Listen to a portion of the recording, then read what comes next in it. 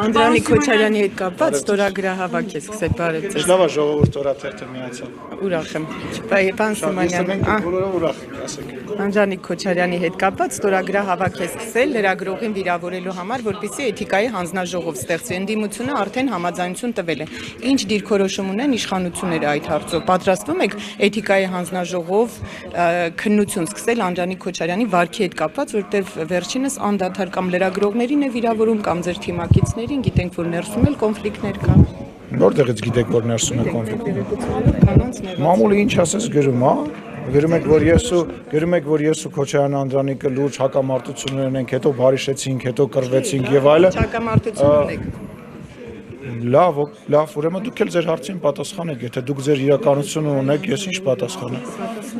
Դուք ասում եք թուղթ կա, որտեղ ստորագրությունը հավաքվում, ես այս թուղթին ծանոթ չեմ, երբ որ այդ թուղթը կտեսնեմ, երբ որ խմբագրությունը,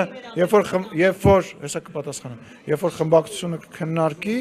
ես ձեր հարցին կպատասխանեմ։ Ես ի տարբերություն մեր ընդդիմադիր գործընկերների, որոնք պատրաստ են միջպետական խաղաղության համաձայնագիր քննարկել եւ գնահատականներ տալ եւ հարցազրույցներ տալ, ես չպատրաստ չեմ նույնիսկ այդ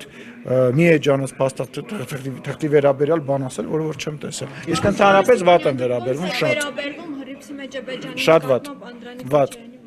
վատ, էլի վատ։ Աջան, ես զանգարել եմ իրեն, հենց այդ միջադեպին ծանոթացել եմ, ես դուրսն եմ երկրում չեմ, զանգարել եմ իրան, իր հետ խոսել եմ,